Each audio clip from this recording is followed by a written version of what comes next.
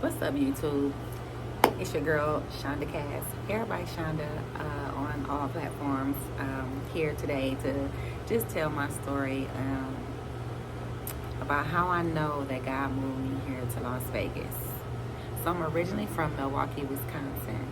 And back in 2019, because I moved here in August of 2019, back in about April of 2019, I made the decision to move here, and I literally just like got up and got on a plane and started looking for places to stay, started looking for a salon to work in, started looking for my son at school, and my grandmother was going to come with me too. So I get here, and well, let's rewind a little bit. I'm not gonna lie, I was so scared. Like, I literally was crying almost every day. Like, why am I moving? Why am I moving? I had it so good in Milwaukee. I had a beautiful salon. Like, everything was just good. Like, money was good, friendships was good, everything was good. I just felt so compelled to move.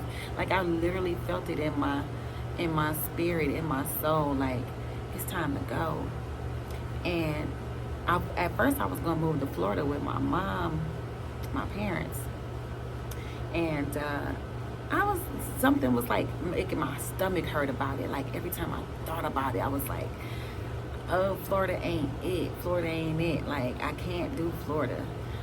It was Vegas. And then, I'm the type of person that asks God to give me signs. And Vegas just kept popping up. Then I had clients coming in like, hey, girl, this might be the last couple of months you do my hair because I'm moving to Vegas. I'm like, you moving to Vegas? I'm like, are you kidding me? I want to move to Vegas, right? So I said, that's the sign that God want me to move to Vegas. So I came out here, found everything, and everything was just like that. I got to tell y'all this one story. This one story is going to blow your mind. This is a true sign that it was meant for me to be here. So I couldn't find a place to stay, but I found my son at school. I found a place to work in a beautiful salon, and I couldn't find a place to stay. Every time I was trying to find a place to stay, it'll be gone by the time I called. So I called this one company about the place where I'm staying now, and the guy said, "Oh, we're not taking any more applications for that unit." And I was like, but I really need something in that area. My son goes to school over there. My job is over there. Like, if you could find something, because he's an agency, it's like, if you could find something in that area, that'd be amazing. I said, I've been flying here every 2 weeks from Milwaukee, Wisconsin, and I still haven't found anywhere to stay. He was like, I'm from Milwaukee, Wisconsin. Now, what are the odds of that? What are the odds of the guy being also from Milwaukee, Wisconsin? So he was like, you know what? I'm gonna let you fill out the application. And I just heard God say, this is your place. Like, this is your place. Even the address are my two lucky numbers. Like, my two favorite numbers is my address. Like, come on, that was a sign right there. So I said, all right, we'll see. So I'm just hanging around Vegas, hanging out with my friend that lives here, and the guy messages me and he says, hey, Shaunda, you had the strongest application. You got the condo. I'm like, what? So that was just like, that was another sign for me anyway. So I get here, everything's honky-dory, everything's moving smooth. I moved here August 6th, and mind you, I still had my hair salon and everything back in Milwaukee, so I was planning to go back and forth. But then God was telling me, like, you ain't finna be in Milwaukee. Like, you about to shut all that down. I didn't want to, though. I wanted to be here and there. I wanted to, be in both places and semi-retired out here, right? So I found a place to work. They accepted me with open arms, like, yes, whenever you're ready to start. I'm like, geez, okay. So I made the date September 3rd. So from April, so that was around April-ish, May. That was like May, because I had flew out here a few times. So like May, I was paying rent at this place out here and wasn't even living here. So I decided to drive out here August. I let my son have his last summer in Milwaukee, and August we hit the road. Drove 2 days here, and so I was hustling. I was like literally passing out business cards everywhere. I was wearing a T-shirt, Hairbyshaunda. Like I was like really dedicated to making sure I grow my clientele out here, because like I said, I was afraid that I possibly couldn't make it. But I said, how could I not make it when I feel like God is making me move here, right? So, you know, just have a little faith, right? So my very first day working, I had like 6 people. It was a few people. I couldn't believe it. I was like, wow. And you know, I'll make another video on how I got my clientele really fast when I moved here. Like I never had a slow day since I moved here. And if I had a slow day, I planned to have a slow day. But so I'm here. I want to move my grandmother out here with me.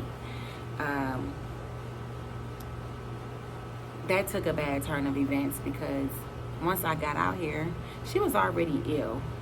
But once I got out here, she fell, broke her hip, and her disease like just took over. And like within I don't know, 45 days of me living out here, she passed away. So that was kind of depressing. Like, God, why would you move me out here and break my heart? You know what I mean? Like, my grandma was my girl, you know? So, and then I didn't have anyone out here, so I just was kind of riding it. Like, you know, I was really sad. And then I had to be strong for my son. You know, it was tough. And to fly back and bury her, that was tough in itself. But, you know, life went on, right? So then a few months later, COVID happens. It's like, damn, I can't catch a break. It's like, now, but COVID happened to all of us, right? So it wasn't just me, but still, it was like, I just moved here, and I'm trying to really build my clientele. So, you know, like, okay, good thing I got clients still back in Milwaukee. I need to make a few dollars. I just fly back, work my ass off, and come back and sit on that, pay all the bills, and work a couple clients here, and then just be hanging out, enjoying Vegas. So,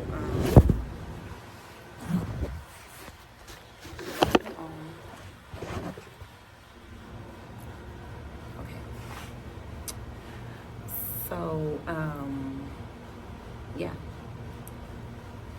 hanging out and enjoying Vegas.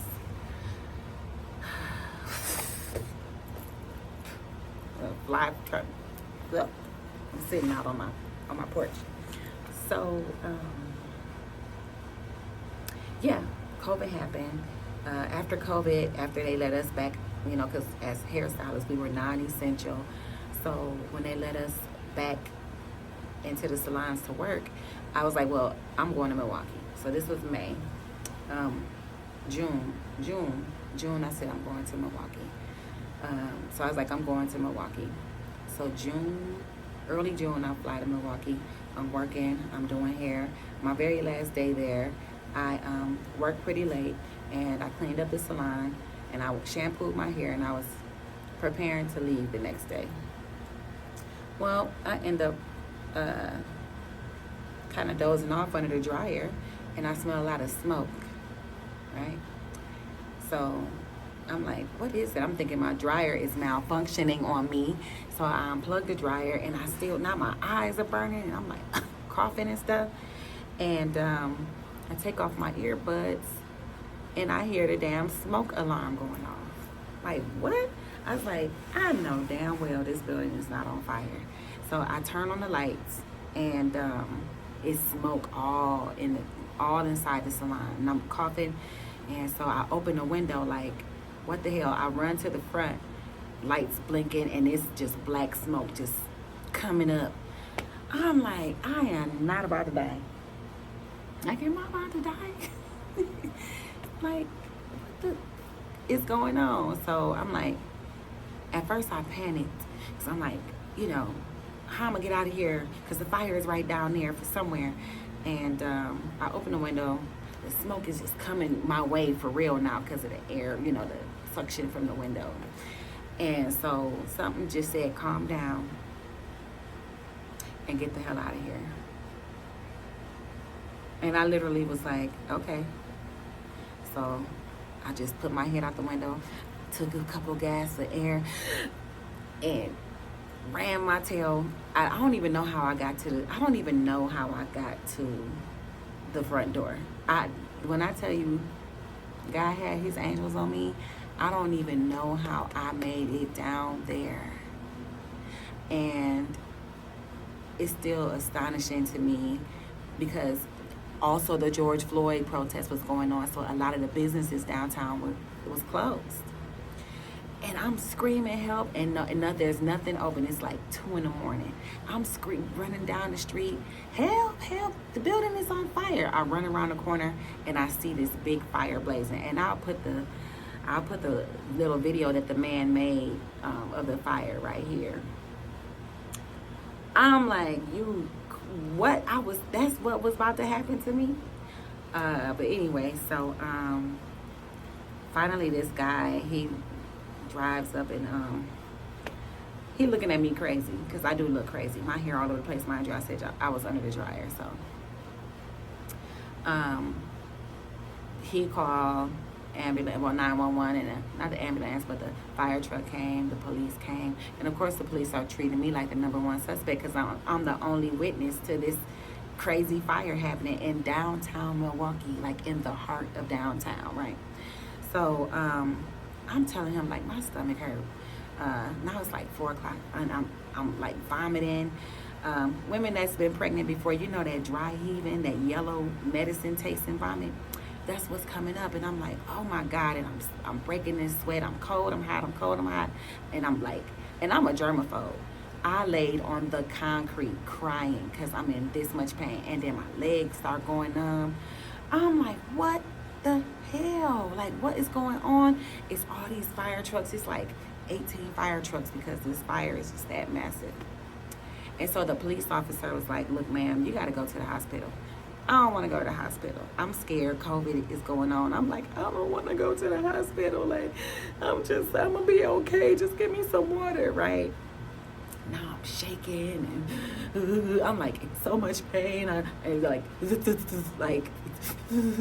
man, like it was bad. And so the police officer made me go to the hospital. And I did not want to go. I was praying all the way. I was even calling for my grandmother that had recently passed on that I just told y'all about. I'm like, Grandma, please, what is wrong? What's going on with me? I don't know. I'm like, what the hell? So I get to the hospital. The pain is so bad they had to give me morphine. So finally they give me a vaginal ultrasound because my stomach was hurting real bad. Like, so bad that I couldn't move left, right, up, or down. I was like just stuck, and then my leg is like going numb. Like, what? I'm beating it, and it's like, oh my goodness. Come to find out, I have an ovary torsion. It was like Final Destination in that joker. Like, if the fire didn't kill me, my damn ovary trying to. So, and I'm gonna tell y'all, ovary torsion ain't no joke. Like, I would rather get shot 20 times or have 30 babies back to back with no epidural. I'll never forget that pain. So anyway, I have an ovary torsion. Immediately, I gotta have surgery. Mind you, my family don't even know that I'm here. Like, my phone, my purse, everything I own is inside that building. My old boss, I actually called him. And he's a good friend of mine as well. And I called him. I couldn't remember nobody else's number but his because his number was close to the number of the business of the barbershop I used to work in for him. And I'm like, he didn't even know who I was. I'm just screaming like, it's me, Shaunda. Like, oh my God, help me, please, please. So, yeah, he ended up contacting my mom, and my mom and my son flew like Johnny on the spot from Florida right to Wisconsin, but because of COVID, they wouldn't let them in the hospital. So I'm really in the hospital about to have surgery all by myself, nobody by my side. They're getting ready to cut me open and take my ovary out because it was dead flesh. It was turning septic. Like it would have did some bad stuff. I probably would have lost my leg or whatever. I probably would have lost all kind of my life. I don't know.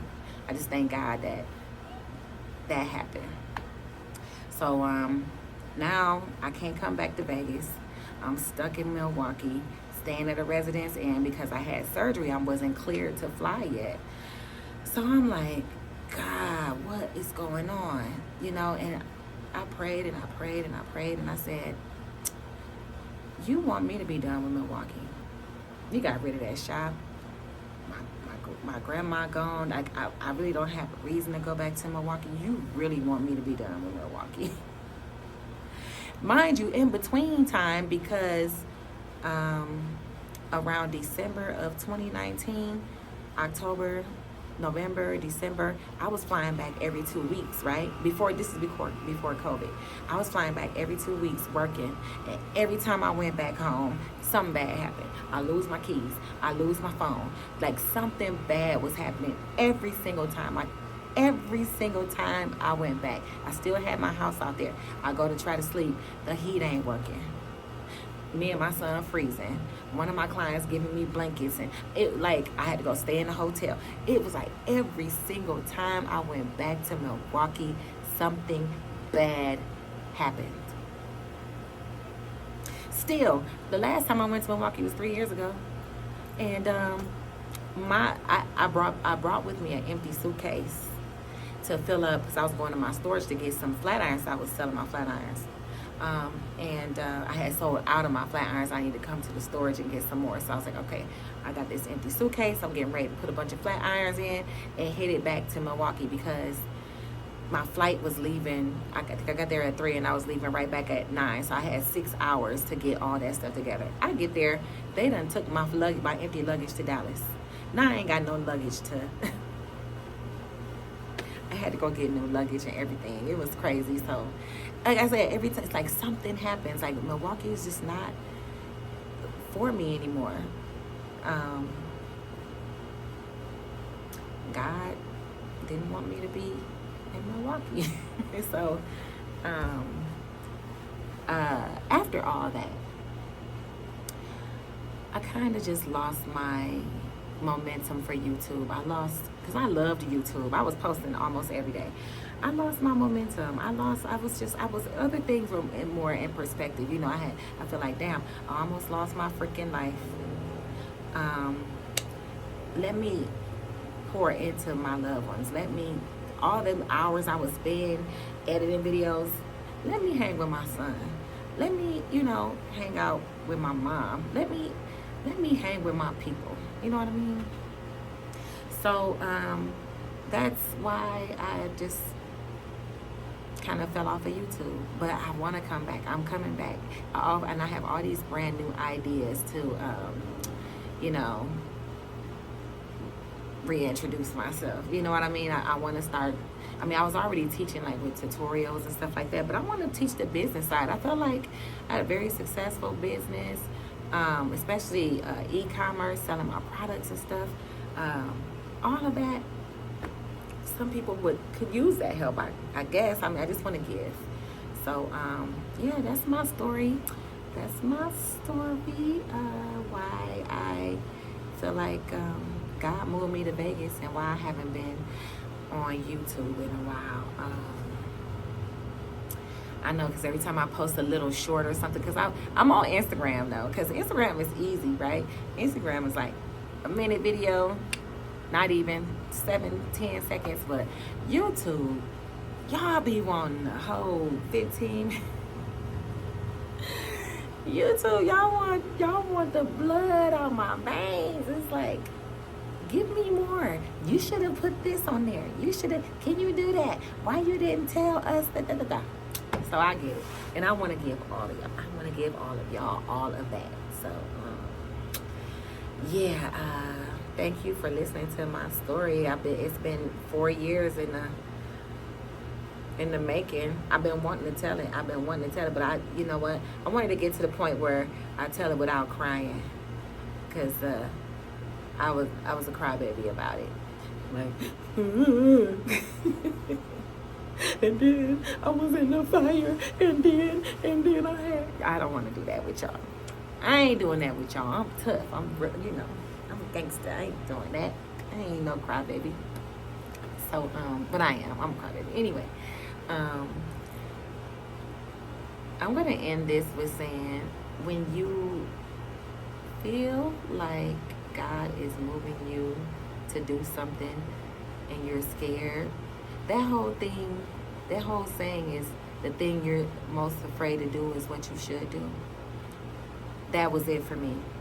The thing that I was most afraid to do, I was like jumping out the window out the plane with no parachute, like just building a parachute on the way down. And since I've been here, my God, I just want to say I thank God for moving here. Blessing after blessing after blessing, meeting the right people in the right situations, getting set work, getting like the work, the clientele that I'm getting, like for Vegas, like, oh, what? Now I miss my people from back home, because those are my people, right? But Vegas is a whole nother animal, and I am so grateful, and I'm so glad that I know I'm supposed to be here. I feel so free here. I feel so blessed. There's no struggle. And I told God that if I move to Vegas because you want me to, it got to be easy. And it's easy, and I thank God every single day. There's not a day that